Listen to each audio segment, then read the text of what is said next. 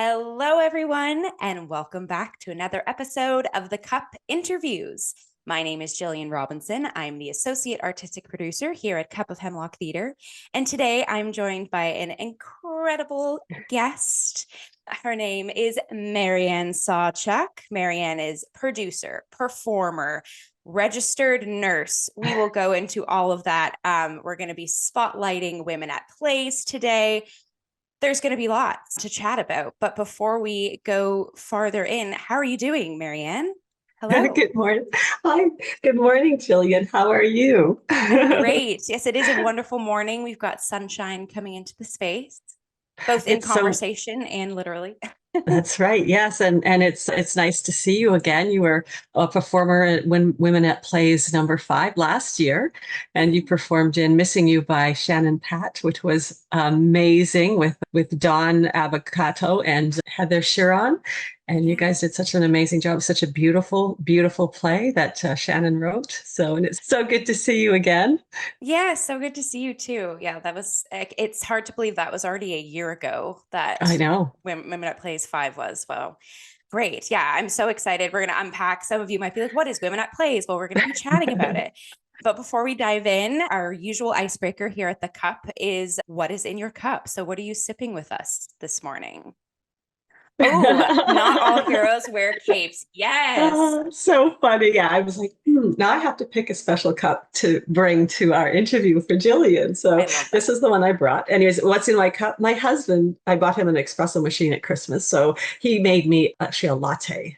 But he always puts a little bit of cream in it for me which I don't know if that's sacrilege or not, but I like a little bit of cream in my coffee. So that's what I'm drinking. And this is a cup that a manager and an educator, Drew and Janet, gave to me when I went off. I was headhunted to go work for Netflix to be a health and safety supervisor for a film called 13 the Musical that's on Netflix. Anyway, and it was a really exciting time for me. It was a huge challenge. It was a musical during COVID, and I had to make sure that there was no outbreaks. We didn't have any delays in production. We were one of the only productions at that time to do that. And yeah, we had two teenagers that were, well, kids turned 13, around 13 years old, and two of them were, compromised and would not have fared well if COVID ended up on the set, and it didn't. So right. Good. Yay. Amazing. Yeah, I love that. I am also sipping a coffee beverage. I have some maple creamer and just some cinnamon coffee. Yeah, and it's in the cup. So look at it. They're very similar. They are. I like the pattern. Let me see the pattern on there. Oh, yes, this is our logo. I love that. Yeah. And then that is great. Look at that. Oh, that is fantastic. Those of you watching on YouTube are getting an up close personal display of our mugs. We love it. Perfect. And I've also got some water too, because hydration station, especially this time of year. We love it. Me too. That's right. Great. So Marianne, to kick us off, tell us about yourself first and foremost. How did you get into the performing arts industry? You can go as far back as you'd like. Who is Marianne Sawchuk? Well, it's very interesting how I ended up, because I became an actor first. And so I did, when I graduated from high school, did not know what I wanted to do. So my mom was just like, you know what, you should just go to nursing school. They had a shortened program so you could get it done in 2 years and then you'd be done with it, as a registered nurse. So it was an intense 2 years, that is for sure. Half of us, only half, out of 150 of us, only 75 graduated, that kind of thing. It was kind of an intense program, but I really didn't know what I wanted to do. So I did that. And then I found myself in Vancouver in a job at St. Paul's Hospital, where I was working on one of the units that nobody wanted to do the hospital orientation. And they said, okay, Marianne, well, you're new, you have to do that. And I was 21. I was terrified of I was a wallflower. I was terrified of, being in front of people. So I thought, well, I should take some acting lessons at the community center to try and get over my shyness and stuff like that. And I remember Carlos Costa was the teacher, and he looked at me and he's like, you really you're really digging this, Marianne. Like, you should probably take some more classes. And it was funny. You talk about how teachers can inspire you. Well, that was like, I was like, because I never thought I would ever, that was for my nursing career. Right. Right, right. And then I signed up to go to William Davis Center and did their theater program there. And then I also, at one point in time, it's funny, oh my God, I did a musical theater show about the shortage of nurses in BC. And we toured the show. So I saved up my money and after that, went to the American Academy of Dramatic Arts in New York to study there. So my Wow. nursing and I referred to the health and safety. I referred to the health and safety, being the health and safety supervisor at Netflix. And that was also, again, my world's melding because I've done film production as well. So that on LinkedIn, they saw that I'm both a Right. nurse and a producer. So thought I would be a good match for doing Of that job. So course. I it's feel like so that's interesting. the perfect resume for like a COVID compliance officer or something like that. Yeah, for sure. Um, Yes. Yeah. I always say I always say this in these interviews. Like I I feel like I learn so much more about like my friends and colleagues that I bring on here too. Like it's like, yes, we just did Women at Plays together last year, but through doing the festival and both of us were in separate shows and stuff like that, you and I didn't really have a chance to like bond or get to know. And so you're Yes. unfurling all of this. And I'm like, oh my goodness, Marianne, I didn't know about all of this foundation. Yeah. Yeah. Yeah. Um, Yeah.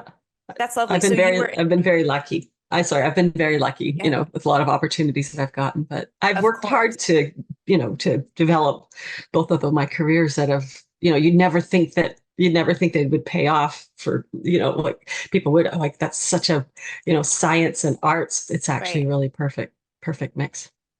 Yeah. And I think it also goes to like, look at the skill set, the doors that open too, with having both things juggled too. Right. Yeah. Yeah. Yeah, it's fascinating. Yeah. So you said Yeah. you did that sort of blasted off for you in Vancouver, and you're hmm currently in residing in Toronto right now, Yes. right? So Yes. what made you decide to kind of come back east?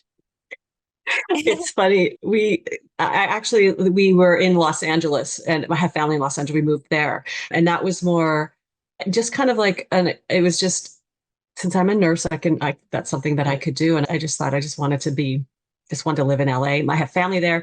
And my husband's an actor, so he came with me and we did do some acting. So I was just like, as an actor, and because I'm a nurse, I could go work there and be an actor in LA. Why would I not do that? So like Right. about life experiences. I know my agent at the time, Michelle, was not happy with that decision. But for me, it's all about life experience. And so like career wise as an actor, she thought that maybe it wasn't the best thing, but for me, it was all about life experience. And why wouldn't I do that? I do have a manager that represents me in LA and New York as well. So we were in LA. My husband's bilingual and he worked a lot in Montreal. That's kind of he works in both French and English, but he works a lot in Montreal. And we were down in LA for quite a while and he was flying back and forth to Montreal. And it was just really too hard to, have, because we have a daughter, Francesca. And so it was just kind of hard for our family. So the Right. decision, and it's funny, why not Montreal? Why Toronto? My husband doesn't have to like be in Montreal to work, and he still wanted to access the English market. So that's the decision that we came. And that's how Yeah. I ended up in Toronto. Yeah. Nice. Oh, full circle. And yeah, I love what you say too about life experiences. Like I think especially in this industry, it's sometimes so hard to step outside of like the tunnel vision of what you want, where you want. And if you just kind of, yeah, let life sort of cushion around you and go wherever, whatever opportunity is there. Yeah. It's something we can forget about. So I love It's hearing that you well, kind of went with yeah. yeah, I went with life experience because also too, I mean, I'm I'm a bit more of a realist. I mean, especially coming into acting as a passion and a love and already having an established career. So, and definitely do pursue it as a career, but it's, when you do a lot of auditions and you realize that there's a lot of wonderful actors out there. I'm very supportive of women performers and artists and directors and, but there's only going to be one of us that's going to get it. And I want to applaud them and not feel bad that my turn will come. You know what I mean? And you have to enjoy even the smaller roles, like you really have to you have to embrace them. And just in it, but it's like I always told people in LA, it's like if you're an actor in Canada, you have to be an actor. Like you love being an actor because the opportunities aren't as vast as LA. Mind you, in LA, there's you can throw a pebble and hit 5 actors, right? So Right. but still, it's just kind of you have to really love doing it because it's especially, I mean, since COVID and then the strikes, I'm very, fortunate that my mom kind of shepherded me into being a nurse because it's really hard out there right now. And I mean, people have to find ways to live. And I think that it's like means to make money. And I think that it's good to find 2 passions. I mean, some people are lucky enough that they can do just acting, and that's great. And there's also there's so many other things like you can do voiceover work, you can coach, there's so many other things that you can do. And I think that's important. Also one of my instructors at William Davis Center, John Milton Branton, he actually said to us, he said, like, as an actor, you can't be just sitting around waiting for your agent to call. You have to learn other things, go learn you'll never know when you need to, learn archery or fencing or skating. I did actually, I did a little skating part on X-Files, right? Like it's so funny, right? Nice. I have an identical twin sister, and we actually did this little skating part for the X-Files because we could skate. Amazing. I mean, you just never know what's gonna, right? Like the skills, and I think too, it'll keep you busy as an actor to be learning more skills that you can do, and you're enjoying learning other things as well. Right. Yeah. Yeah. Okay. Speaking of learning other things and having a wide array of skill set, I think we've mentioned Women at Plays. Let's dive right into Women at Plays, which spotlights multiple women from all over. And the offering, again, I was just a part of Women at Plays last year, but the amount of stories and like I said, like the folks that were on the stage, I'm still thinking of some of the shows that were up last year and just really letting it wash over me. And so, okay, so here I am fangirling over here, like, let's get in it, Jill. So Marianne, you are producer and performer of this year's Women at Plays Festival, and you have helmed Women at Plays Festival. So this year will be the 6th installment of the festival, but let's go all the way back. Tell us about the festival's origin story. It's kind of funny because, I mentioned that my husband's an actor, right? So when we had moved, at one point we were in LA and we moved back to Vancouver at one point. And it was funny because my age range category changed. So I was there and the agent, and I'm like waiting for the phone to ring, and it's not ringing. It's not ringing at all. And I was just like, that's so weird, right? And my husband was working like crazy at auditions, and there I was like, hey, what's going on? So it was kind of like, I strongly believe in like being productive, right? So when I graduated from theater school, it's like you have to continue taking classes. I mean, it's an ongoing learning thing to be an actor. Like you always want to be practicing your craft. Definitely. And so when I graduated, that was at William Davis Center, I was like, okay, you know what?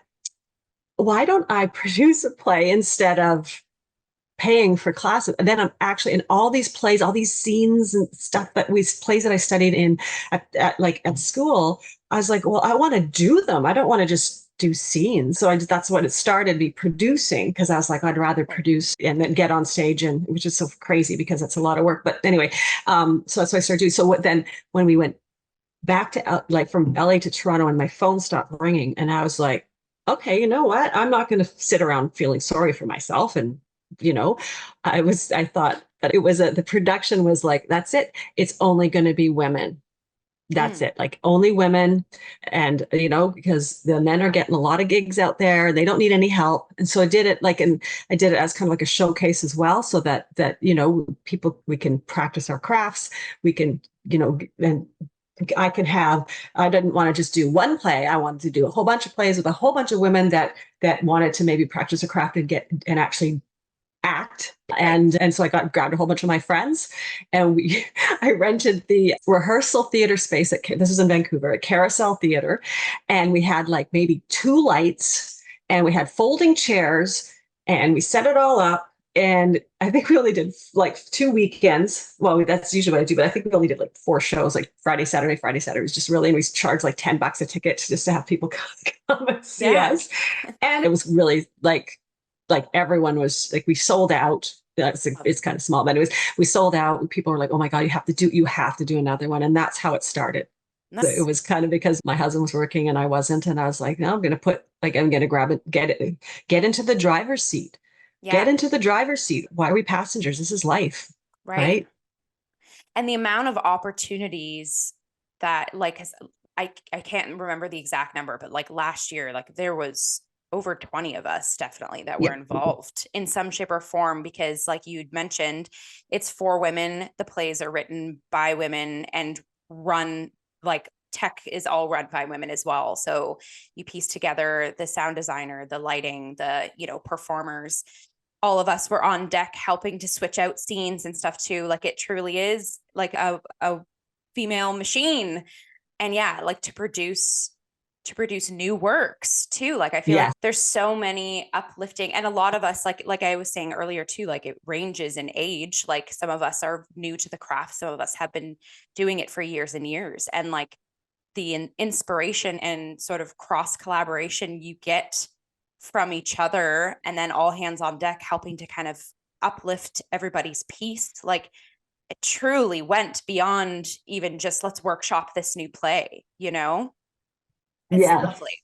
Yeah. Yeah, It's I'm getting teary thinking about it, because I was like, it was such a lovely, and I had done a lot of theater for young audiences in the city, like I still am, but it was also nice to be under a roof of like I said, women of all ages, and kind of that creative space and being moved and inspired by that. Yeah, I love that you do Women at Plays, and it's coming back.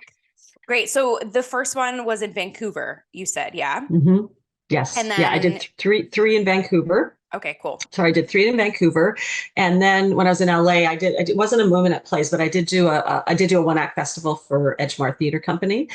I proposed it to them. I was part of the company, and I was like, it was just part of my way to get into the company. It was a company that's associated with Larry Moss and Michelle Danner, and I walked up to Michelle and I was like, okay, like I knew I had studied with her before the company formed, and then when I went back to LA, they had formed this company, so I really wanted in, and I'm like, I want to produce a 1-act festival. I've done it in Vancouver, but yeah, that was insane though, because in LA, like when you get submissions from American and Canadian playwrights, we had over 900 submissions for that festival that I had to curate. Yeah, it was 918 actually, and it was all came to my little Hotmail email address, and we had a good company, so I just had to disperse it all out to people, like the people in the literary committee, and we had quite a few volunteers, which was great to be on the literary committee. So I was able to like disperse the plays. All the plays got read, and then people like kind of, we filtered in our picks, and then we filtered it down to, we had 2 separate shows. I think we had 12 plays, I think it was, that we ended up with. And so we had night A and night B, and yeah, that was great. That was a great experience. And then when we moved to Toronto, sorry, I'm still saying Toronto. Anyway, I was like, it's so weird how you, in your life, you kind of have these, like, I think that's what talk about being in the driver's seat. Like in Vancouver, I was like, it would be so cool to bring women, like way back when I didn't even know I'd ever live in Toronto. I'd be like, oh my God, it'd be so cool to do a Women at Plays in Toronto. So we moved to Toronto, and I'm like, okay, you know what? I'm going to do a Women at Plays, in Toronto. And it's, so that's what it started. I didn't initially, when I first got here, I produced Glenn Ross, a female version of Glenn Ross, David Mann, that actually let us do that. As long as we didn't change one word. So we did not change one word. I played Ricky Roma in that. It was so amazing. Anita LaSalva directed. And I did that initially because I didn't, it's one thing about Women at Plays is that you need to know a lot of women directors, playwrights, and actors. So when I did start it here, because I was relatively new to the theater scene here, I did a call out for just Toronto playwrights to try and form my base. And so that was in 2020. And then the pandemic came along. So we literally, our show closed. Then, like the next day, we got locked down. So Wow. it was, and being a nurse, I knew that this wave was coming, and it was so bizarre, like people coming into the theater. And I remember one guy was like sniffling, and I was just like, at the time we didn't really understand what we were about to experience, but I remember it was in the back of my mind of okay, like, should we be doing something here? Like this is kind of, I did. I remember, and I was actually at the same time, it was funny. It's like when it rains, it pours. I did a role on a feature film it was a horror called Anything for Jackson. And I played a character where my teeth all fall out. And I remember being on set, and because there's lots of spit. And I remember oh my God, I love her so much. The makeup artist was like, she could see how upset I was by the spit everywhere. Cause I was just like, in my mind, I'm like, there's like, should we be doing something? Like, what, do you know what I mean? Right. And then all of a sudden, right, it was just such an interesting time. And then a lot of companies didn't survive the pandemic. That's one of my claims, is that we've survived the pandemic, because I just, with absolute grit, Right. I'm going to just keep this going. Right. So, yeah. And everyone is bowing down to you for keeping in the driver's seat. Cause like I said, like it's such a playground and experience. Like if you have the opportunity to be involved or like see it or be involved in some shape or form, like it's yes, like thank you, Marianne. Please, like it's such a pleasure. Like I mean, because like some people don't understand that I actually do almost everything. I do everything for the production. Like I literally, like, I mean, I get I do the submissions. I curate the submissions that we get. I do, I select the directors. I have a jury that selects the plays. I get them to read it. And then I help cast sometimes. A lot of times the directors do most of the casting, which is great, because I just think that they should cast people, but sometimes they help. So I'll do that. I do all the PR work, like the media releases. I do the ticketing. So when people are like, reserving their tickets that goes to an email that you know what I mean? And it's a lot, but at the end of the day, some people go, I don't know how you do it, but at the end of the day, it's only work, right? We have 24 hours in a day that we can spend how we like. And I do tend to be, like I'm nursing, and I have a daughter. And so I still have time. I make time for that. But then it's like, I mean, a lot of times when people are, it's 9 o'clock and my daughter's like doing homework or whatever. And it's like, I'm not watching TV. I'm on my computer sending out, like, that's so funny. I sent out a whole bunch of emails yesterday, and it's like Friday. And I was thinking, what do people think that's odd? I'm sending all this stuff on Friday night, but I'm like, it's just my husband, unfortunately he broke his toe. So we're not going out doing anything. So I take those, and it's just who I am. I think it's part of, definitely. Yeah, I work in emergency. That's what I do. And so when I'm working, I'm always, you're not ever, like, you're never sitting, you're always moving. And that's part of my personality too. That's what I love emergency nursing, because it's like, even if it's which it's never slow, but even if there's a little lull, I'm like, oh my God, what's there to do? And I'll clean the desk. Yeah. Honestly, I feel like I'm that too. Like I work so much better. I sometimes call myself like an octopus. Like if I have all my tentacles going at the same time. Or another analogy you use is like having multiple pots on the stove. Like, it's going to be the most delicious dinner you've ever had, because you have multiple pots going and multiple flavors and things. And again, I think it's so easy to, especially post-pandemic and especially this time of year, like we're doing this interview in February in Canada, like it's so easy to kind of, be kind to yourself, but fall into, a regular routine of not doing everything and staying in that one lane. But then it's like, for me personally, I know when I do have multiple hats on, I am happier. I have more gumption. I have more drive, and everything is better for it too. Yeah. Like keeping. Yes. Like when you're active and doing something, it's much better. And I guess that's true. Like, when I said, like, I sat there waiting for the phone to ring, and I can't do that because it's depressing too, right? Yeah. Being active, actually, when you're busy, you don't have time to think about being like You don't down. have You time have to, to wallow. yeah, like you have, oh my God, I have to send these emails out. Yeah. Do you know what I Yeah, mean? So definitely. it's actually great for mental health to be, pursuing something that you love to do and working at it.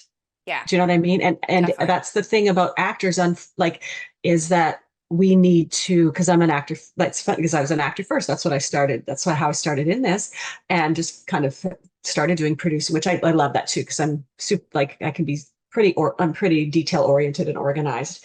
Yeah. But it's to like, to have things so that you can, I mean, even if it's just getting together with friends, like all of you reading a play and then Yep. going out for coffee and talking about the play you just read. Yeah. Or Yeah. right. Or even just, there's things that people can do, right? Or go see a Yeah. movie together and then go and discuss like cinematography and what like, there's just, even you can make it fun, right? Definitely. Which, Well, even, yeah, like look at the interview we're which having right now. Yes, exactly. But also, Yeah. Women at Plays for me is so much fun.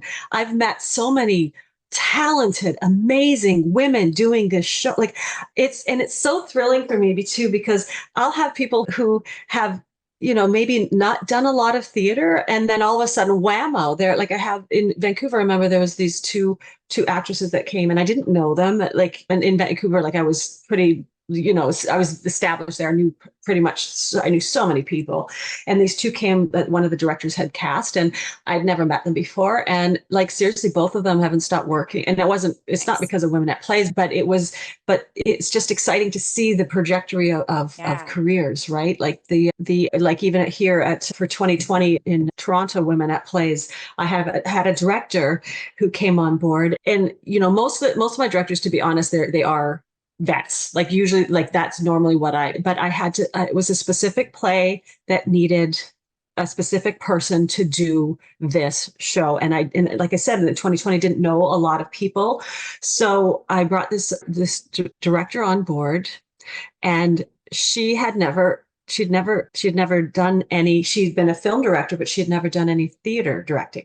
So it was kind of a gamble. And I like doing gamble things. I'm like, oh, well, you know what? Let's see.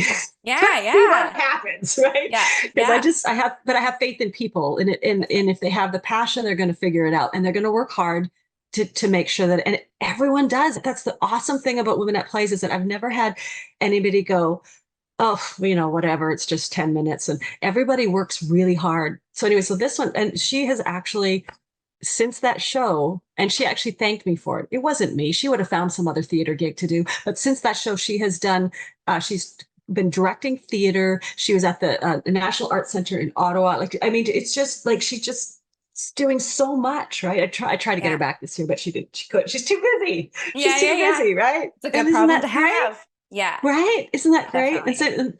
I've got fabulous playwrights that I think I got one that's back. Like, she wrote another play, and so she'd done one. I can't remember which one she had submitted, if it was 2020 or if it was one in Vancouver. Anyway, but it was, I think it was 2020. But it was, I have, like, she wrote a different, another Yeah. play, and the jury picked that one, and so she's going to be back. And it's Nice. just, and then I do have.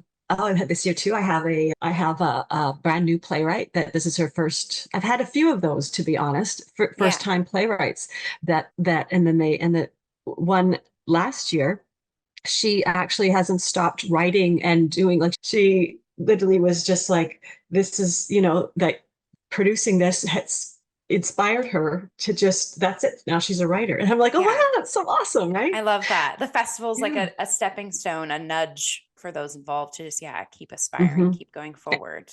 Yeah. And then Yeah. we have these vet directors that will support other directors. I have like a student director that contacted me and is going to come and shadow one of the directors. Like, you know what I mean? And Great. Yeah. it's like, it's just, I mean, that's kind of what it's all about.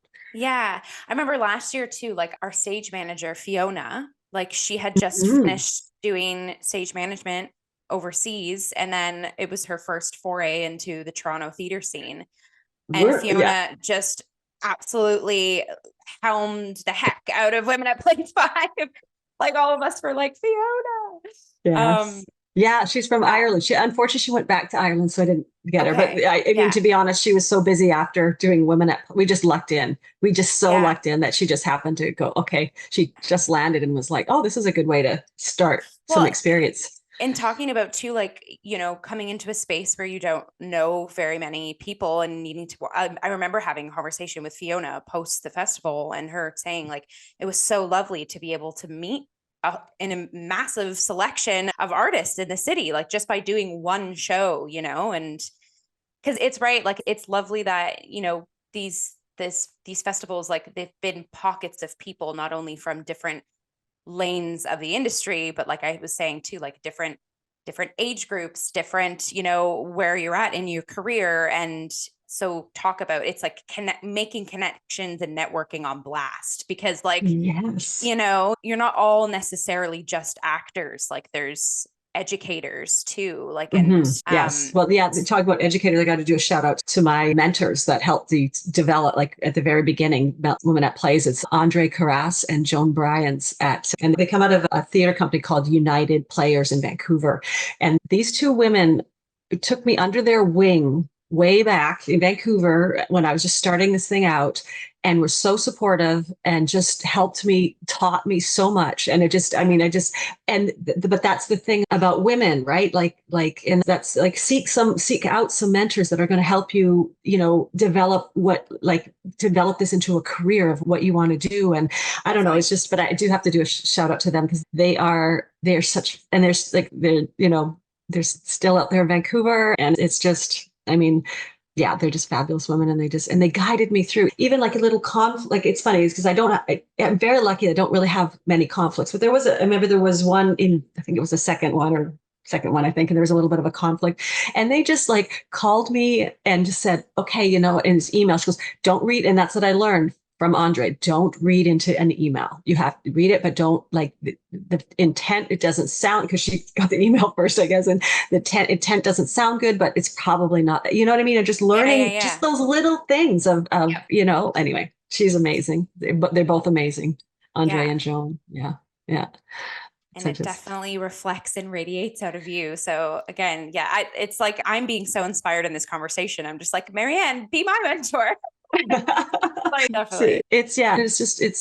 And I think that's, I mean, talking about life experiences, that's also part of it, like when you're younger, you're just kind of, especially acting, kind of finding your way through. And then when you start getting older, you're like, well, like, I want to do more. I want to have more control, or it's just like, or maybe you just have to, because just like me, I was just going to like, am I just going to be a nurse and not just be a nurse? But you know what I mean? Like, I love acting so much that I didn't want that to happen. I didn't want to be one of them. It's like, oh, well, like, I guess I'm not an actor anymore. But it's like, no, I'm going to find a way to do stuff. Right. So. Definitely.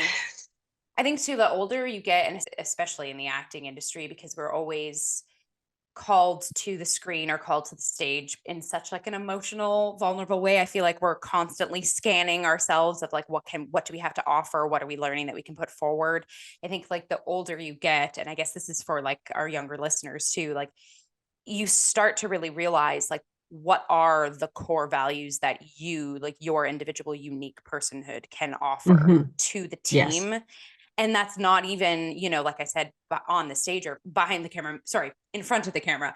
You might find you have skill sets that you can also be behind the camera, or you can be juggling a totally different career path. And yeah, it really is just life experiences. I feel like this is like definitely a heartbeat of this interview of, figuring out it is all about kind of like time and wading through life to figure out, what do you have to offer?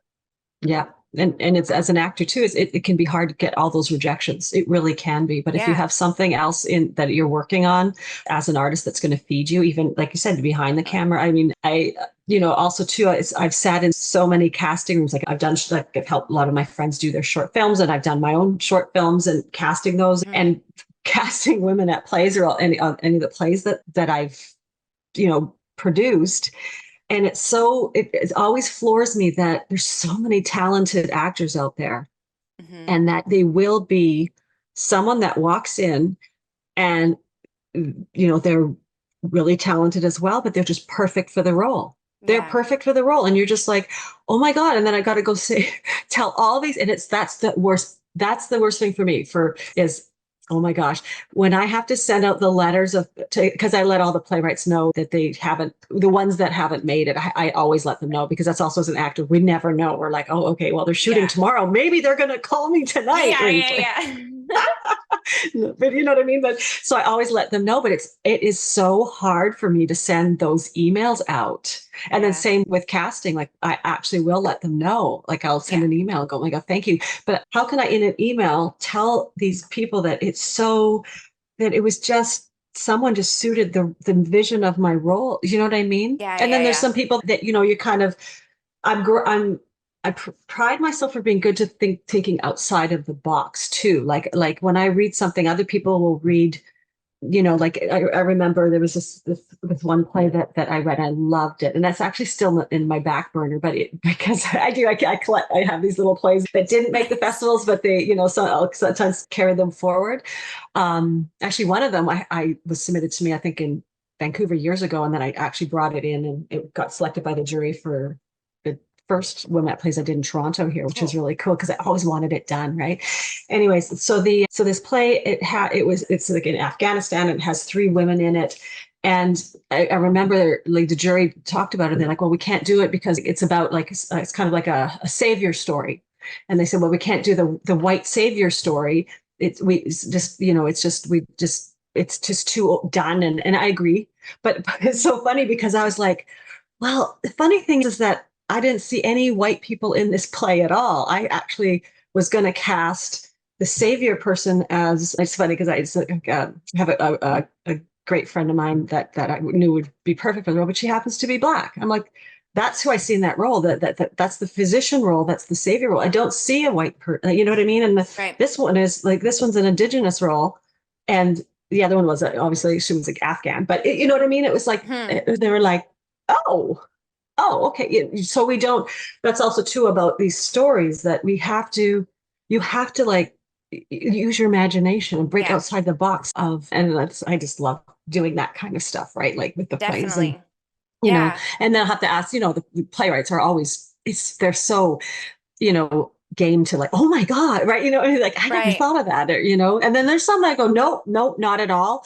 And then it's like, that's fine. Yeah. It's like, some of the ideas of the directors that have, I remember the one in LA, we had a director that wanted to add a person into the play, just a silent character, like a waiter that walked back and forth, didn't have any lines. And the playwright like was so aghast about this that it was just, like it was Yeah. Yeah. Yeah. not going to be done. And that's okay too, right? Yeah. Because we are workshopping them because they are new works, never been produced. So yeah, so we do Yeah. workshop them. But I'm even thinking back to Missing You, as you mentioned, that was the show I was a part of last year and directed by Susan Locke. And yeah, and Shannon Pate was the playwright. And I remember the text that was written, like it it was this combo of like it was very specific, but also there was a lot of room for there to be subtext and character background. And I remember Susan and I, through a rehearsal, I shared with her what I wanted to do with the character,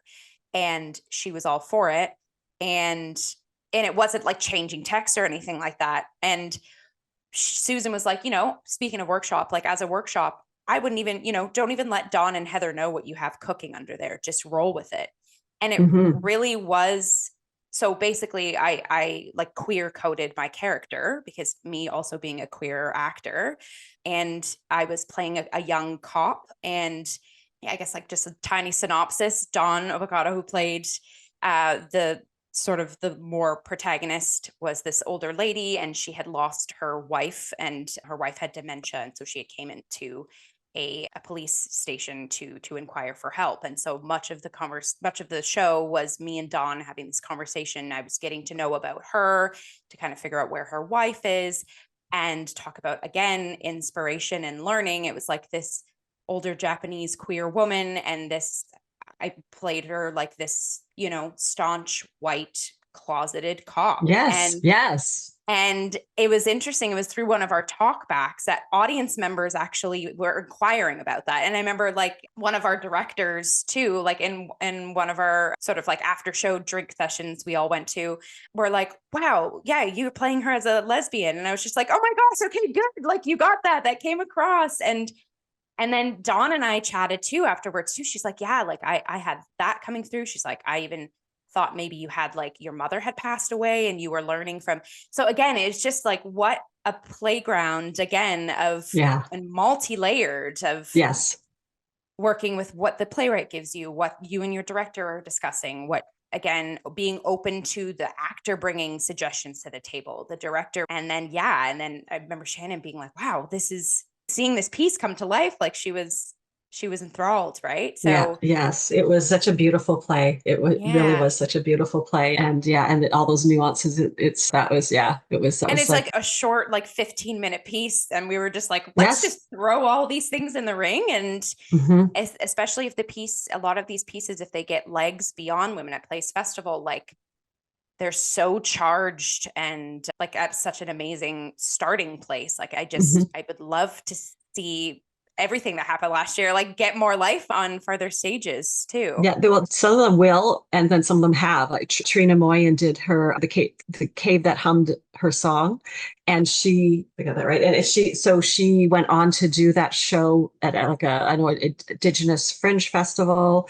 the one in Peterborough. I can't remember what it's called. I apologize. Lee Bolton, who's one of the directors, she manages that festival. And Lee Bolton she's like my director. She's always like, I always get to work with her. She's so great. I worked with her in Vancouver as well. Like she's a fabulous director. But anyway, so Trina did this show several places. And then Janet Lowe, who wrote, and now the names I had them up, but she wrote, what was it called? I can't remember what it's called. Anyway, so she was one of the playwrights last year, and it's actually a trilogy that she wrote. So the first piece of the trilogy was the one that she showed. So she's working on the second, which was supposed to be part of this festival, but unfortunately it's just family and life just got in the way for her. So we'll revisit that again next year.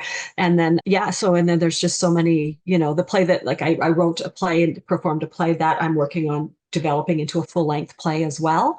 And so it's nice to see that a lot of these pieces are done again, and then get legs and move on. And the playwrights themselves, so it's like it kind of launches them into doing more writing and more plays, and we should get more Canadian women playwrights out on Canadian stages, and that's part of the goal too.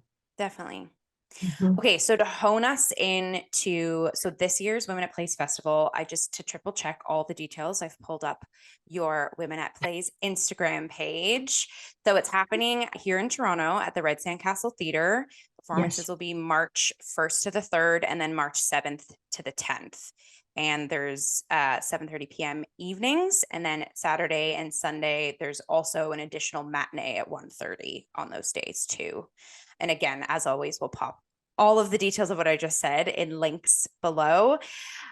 So with this, I know we've talked about, what the festival is, what it offers. So just specifically with this installation of Women at Play, so Women at Play 6, I guess coming into it as a novice audience member, like what can one expect? Like how many plays do you have this year?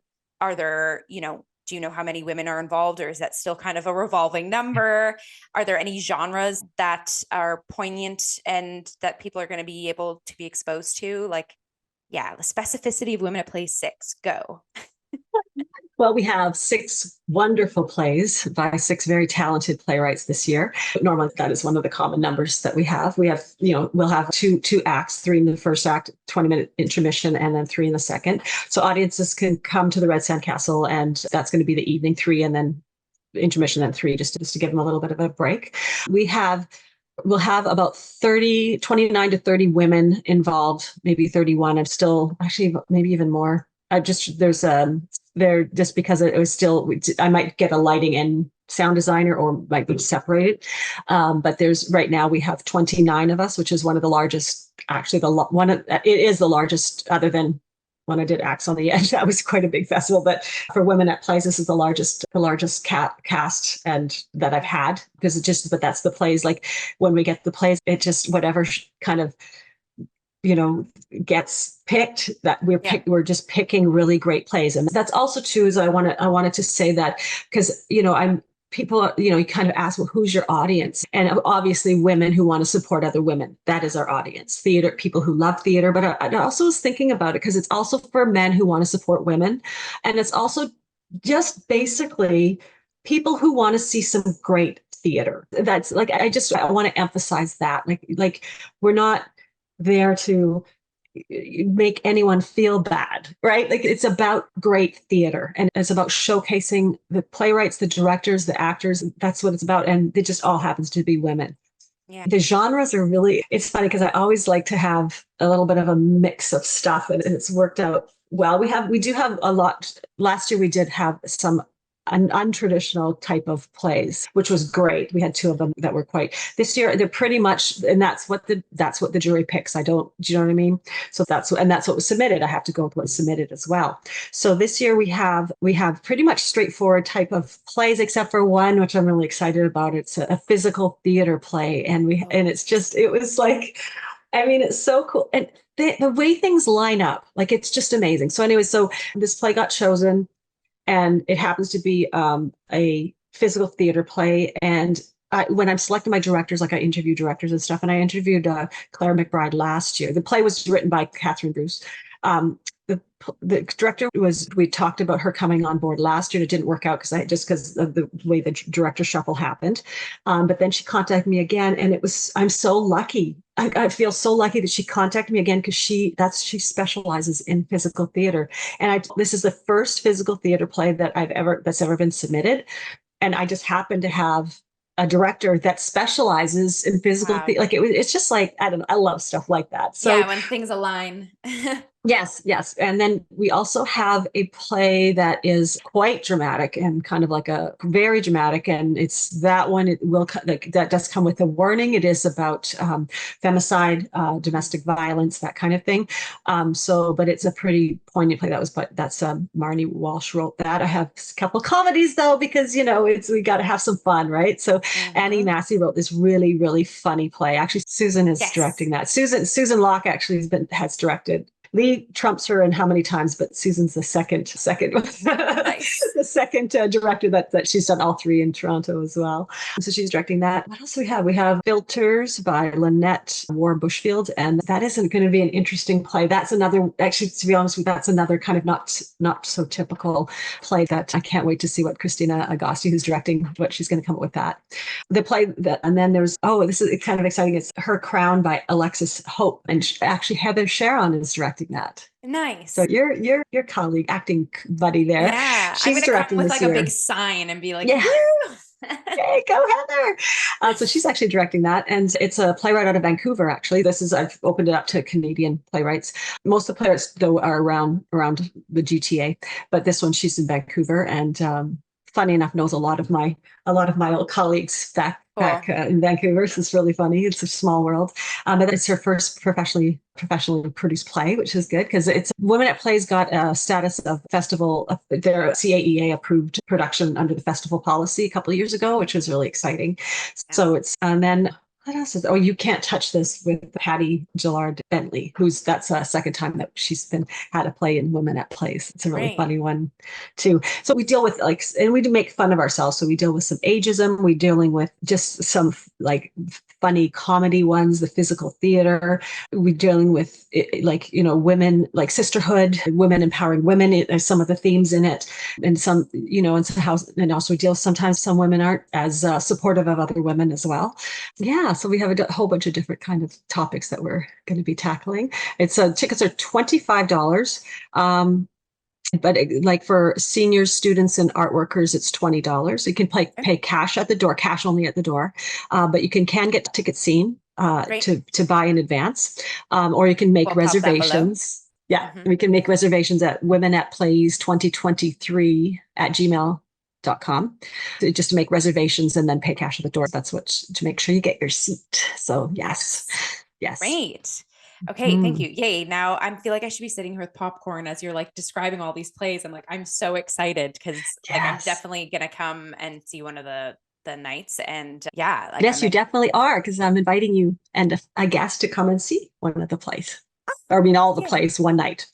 Great. Great. Not just one of the plays, not just Heather's play. Yeah, You yeah, have to yeah. come see them all. No, it's such a treat. And kind of going back to too, like just good theater. Like it's like, there's not many places, and especially this time of year, like in the city, to go and see six astronomically different pieces starring Yes. different artists.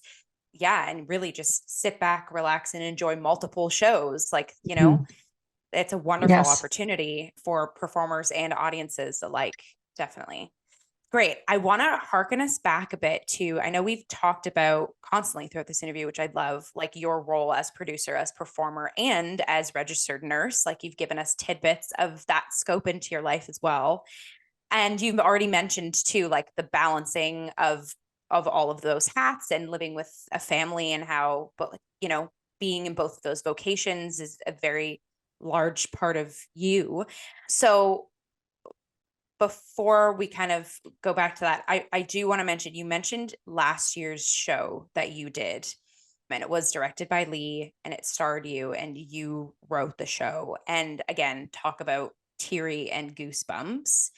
Can you talk about that show? Because that show rippled through me in a way that it was a show I think that everyone needed to see, and like it just resonated with everyone. It was one of those shows where it kind of takes everyone to the next level, and but a personal level, like either anyways, I'm dancing around it. Can you talk about the show that you did last year a little bit? Yeah, yeah, thank you. Thank you for asking, Jillian. It was like it was something that I had to write. And it's funny because to be honest, I respect playwrights so much that and this is also talking about life experiences that I was, and like my I have an identical twin, and her thing is funny because like it's just we have our things. Her thing is English and she's good at writing and all that. I'm not. I'm, you know, science-based nurse, that kind of thing, Mm-hmm. producing.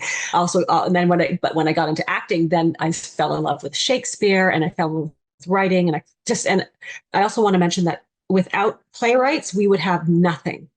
Without screenwriters, we would have nothing. They should. It's so funny. It's so backwards, right? Like Right. they're the foundation of our Yeah. business. They Yeah. really are. So I have so much respect for them, and I've always wanted to write a play. And I just never thought that it is talk about doubting and stuff, but it's something that, and I'm like, you know what? And then so the play is called Falling Upwards, and it's a play about me trying to survive COVID, going like as an emergency nurse, registered nurse. I worked in a community hospital that did not have a lot of like just does it still doesn't have enough funding to keep the support that it needs, but just this so and it was like I had to get this out of my out of my skin. It helped me work through, and that's the thing about being an artist, is that it did help me work through what I experienced every day at work. And the play that I wrote about, sorry, it's still a little emotional for me, which Of is course. and Yeah. that's, if you know any healthcare workers, we are still dealing with the aftermath of going through COVID. It was unlike anything, I mean, it's not unlike anything anyone has ever gone through, but Mm-hmm. it's just was particularly hard for us facing it every day and thinking that we're putting our families at risk, ourselves at risk. I mean, it was a very difficult time. But so this play kind of helped me open that up, and it's based pretty much on my experience of what it was like. I did lose my dad in late 2018, and so I'm talking to him in the play, and I bring up a story that he told me. He was a fighter pilot for the Canadian Air Force. And I lived in northern Alberta during like part of the Cold War. And so that part of it, that's part of the story, and of his story of something that he did. One of the missions he flew when we lived up there, and talking about his favorite fighter plane that he loved to fly. That's basically the story. And just how it's corresponds with my experiences of what I went through with COVID. And and I'm going to developing it into a full Oh, length great. play, because I think that it's a story that needs to be told. And I had people, it was amazing. I had such a great feedback from it. Like people wrote to me and said, you have to get people to see this. You have like, it's something that, yeah, and you always think about, is it too soon? But it turned out it wasn't. But I think that it's, yeah, so that's, yeah, Yeah. it's still, I'm very emotionally connected with it, but because it was like, it was a very hard time. Yeah. I just remember too, for folks who didn't get a chance to see it, first of all, I love that you are developing it and it is becoming even larger because, again, there was something that was budding in me that I was like, okay, no, this is happening at the right time and this needs a farther life because it's just, again, we talked about things aligning, like it definitely, and had so many baked with so much because it is a discussion you're having with your father and bringing in his experiences flying his missions, and you have like the themes of war and you have the themes of being a frontline worker and what does that mean, and the emotional just rawness. So again, those who didn't see it, like your delivery and again the conversation and the choices, I would imagine being in the room with you and Lee, of you just standing there in your scrubs. And I remember the little makeup detail of you put a big That's stark right. red line Yeah. that resembled like, right, this nurse has been on the job for days probably at Yeah. this time, Yeah. and the KN95 mask, or Yeah. it just that tiny streak of red was the symbol of exhaustion and the like multiple layers, and then yeah, you just stood center stage, did the piece with like almost like a hospital sheet that also doubled Yes. as you laying in bed. Like there Yeah. was so much, again, talking about how these festivals are a foundation of workshopping, of play, of there were so many layers in this piece that woof, like every night I Mhm. was, standing backstage because all hands are on deck when we're switching out each other's set pieces and stuff. And Mhm. there was a lot of pieces last year, but I remember especially with yours, like I would always be crying and then be like, okay, we have to wipe the tears and turn into ASM mode as we switch things over. But yeah, like, and thank you Oh, for sharing it on this interview as well, because again, if it is getting life to, I love folks to get a little tidbit of the magic that you and Lee created for that, for sure. yes. Yeah. Thank you so much, Jillian. I Of really course. appreciate that. Yeah, yeah, she was not only my director, she was my dramaturge. And if anybody needs a dramaturge or a director, don't take Lee away from me. Yeah, yeah, yeah. You're like, you can use her, but just Yes. don't, split the Just time. make Yeah, sure she's available when I need it. No, she's fabulous. And the drama, like especially me being, that was my first play. And had a lot of doubts because like I was saying, I like without playwrights, there's nothing. I respect them so much. Mhm. And so she was able to take me through this process and just ask questions and just, and I Christmas time I went to and spent, my mom lives in Winnipeg, and I went and spent time with her. And it was so, I mean, it's so cool. I would lie in bed at night just in being around my mom. It just helped inspire so much more. And I would lie in bed at night and ideas would just pop out of my head. And I Yeah, had a book next to, it's so funny. That's my playwright. What I did. I don't know what I playwriters love do it. because I never did it before, but these ideas would come in my head and I would write them down like in Mm, the night. And it was like, and it wasn't and it was so funny because I was on vacation. So it wasn't a fitful sleep. I felt rested, but it was like, it was like these moments of, oh my goodness. And then I'd write it down and I'd just fall back asleep again. And it was kind of a wild yeah. process that how that happened, and just being around my mom and being in Winnipeg, that's where they lived and that's where I lived for a while too. So it was just really that's a lot of Yeah. my ideas came just from you know Yeah. And insomnia. No. no, but seriously, even talking about process, like I think, and again, this is kind of a theme we've danced around this interview as well, of like just life experiences and process, Yes. like don't judge too much of like what is your goal, what is your lane, and just yeah, if things come in, if opportunities present themselves, write it down, roll Hmm. with it, Yeah. because you Yeah. never know. It's the classic thing, right? This is all over my Instagram feed or like Pinterest pages of like, if you don't start, it'll never happen. Or like, right. Or the classic thing of Yes. like, don't go for perfection, go for, process or production, because yeah, if you don't start, if then Mhm. nothing will get done, right? Yes. Yes. Well, Um, I mean, and also too with that play, like it was, I had written it. They had done, there was so a couple of other healthcare workers that are artists and actors and stuff like that as well, which is quite rare, but it's they're more than you realize. It's also mhm. helps us get through what we see every day, which I think is really important. But that's when I started writing. It was they were having this kind of showcase, of healthcare workers, and I was like, oh, this would be a play that I could, finally I could do something, and it's kind of more of a safe place that to start.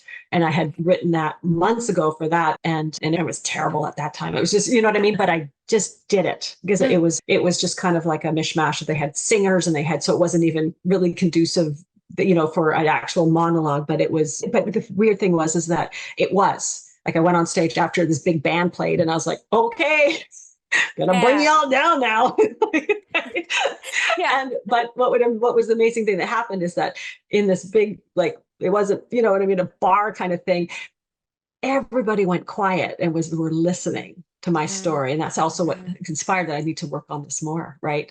So, and but it's also too, it's like that seed of doubt. But if you like jumping at opportunities when you can, like I would have never written that, and when I think about it, I would probably wouldn't have even bothered writing that if that opportunity hadn't presented itself and I hadn't gone, I'm just going to do it.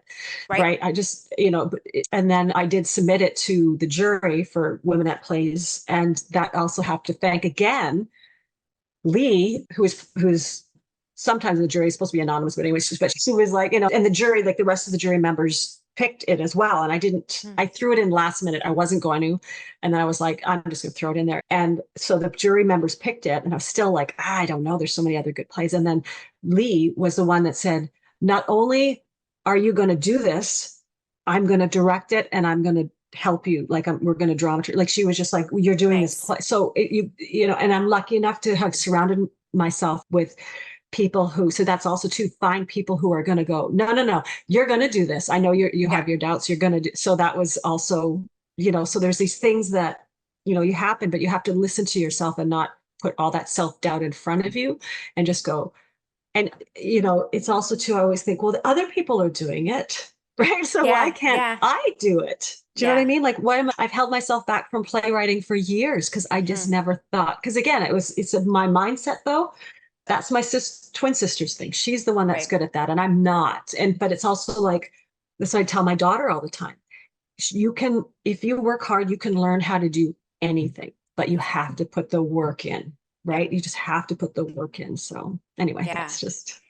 That's amazing. That kind of blend right into, I was like, you've been giving so many tips and tricks throughout this entire interview, but yeah, I was just about to ask you, like, what is one thing that, you would give as someone coming up in the acting industry, someone just, watching this stuck in their lives, having to split their brains. Do I want to go this way? Do I want to go the other way?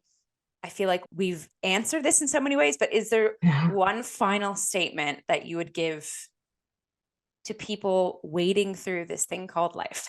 Yeah. Yeah. I guess, I mean, that's like, I just gonna, I guess it bears repeating that, you know, I think also as an emergency nurse, I see people on the worst days of their lives, right? No matter what. And some of those days will change. If it's not their life, it's going to change their loved ones' lives forever, right? Right. So I think that there's also, I mean, it like I don't want to. I think I want to look at it not as a fatalistic view of life. I want to look at it as a realist, but also too as optimistic, because I mean, I just think we don't know how long we're going to be here, and that's always in the back of my mind, right? I'm so lucky I've been here because I see really bad things a lot.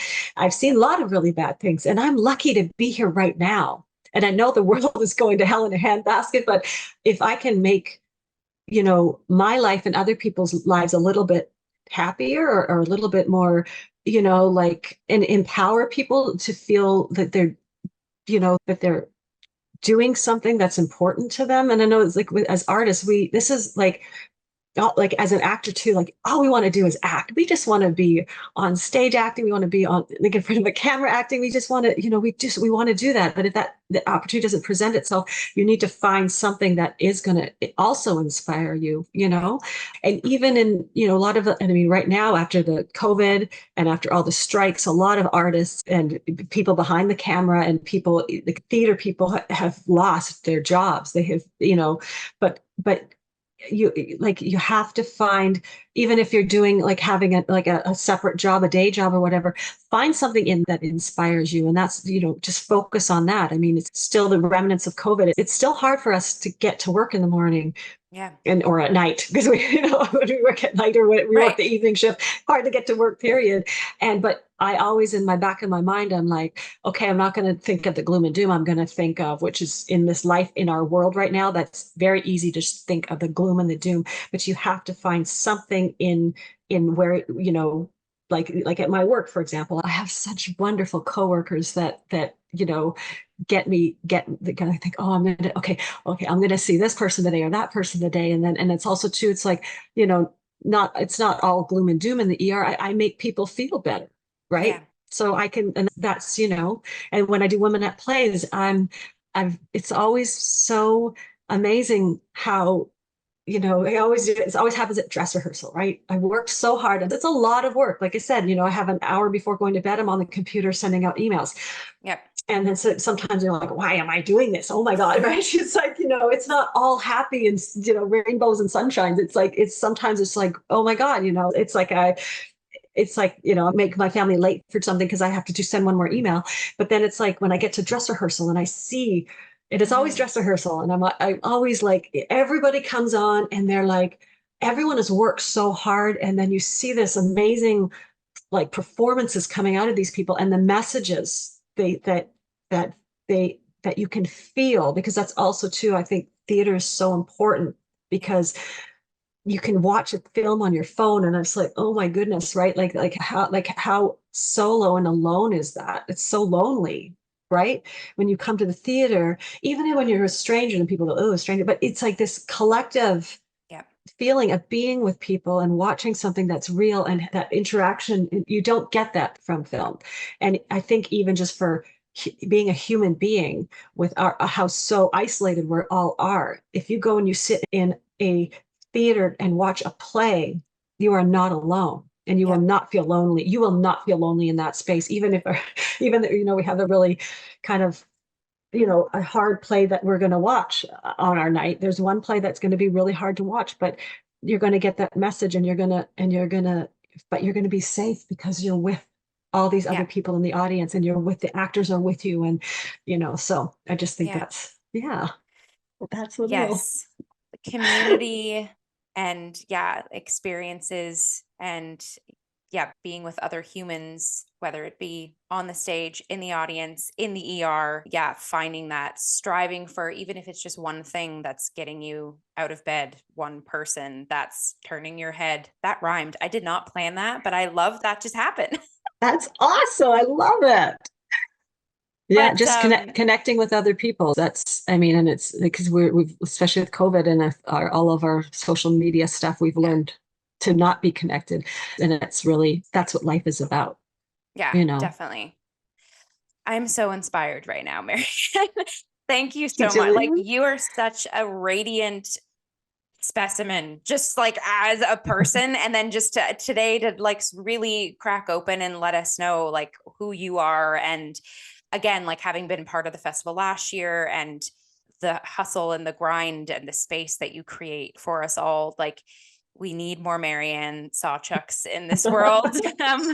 Getting in the Oh, driver's seat and keeping us all afloat. And then, yeah, like even, thank you for sharing your nursing experience and especially, yeah, opening up the ER is your domain and that talk about adrenaline, things never being the same, things pivoting, people coming in, having to be that sort of beacon of hope or light or, be their point of contact to attempt to make the worst day in their lives better. Like, I looking at you right now and yes. Ariane, that's the person that I would want in my ER room.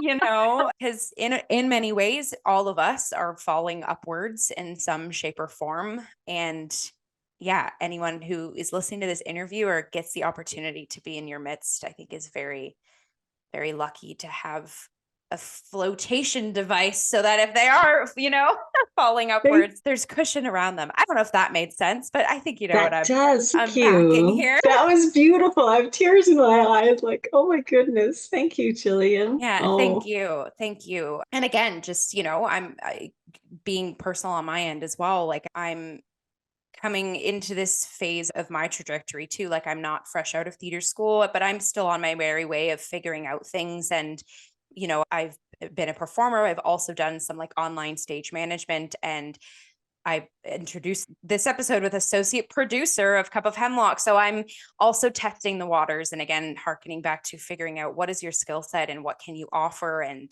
what are some rungs of your ladder to kind of add as you go through this. And again, I say this in a lot of episodes. I've been here with an imaginary notebook of just taking down tips and tricks from Marianne Sawchuk, yes. because yeah, wow.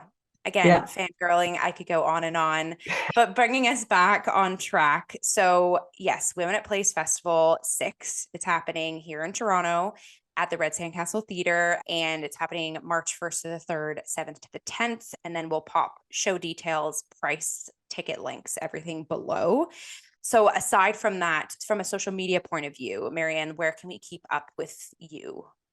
Oh, yes, thank you. Instagram is Women at Plays. I have an Instagram site and also have Facebook page, Women at Plays as well, that you can keep up with all the stuff that's going on. So Yeah, it's funny. amazing. It's like, yeah, so all And the I'll pop information is there. Great. I'll pop all that down below as well. And yeah, again, thank you so much for being with us today, Marianne.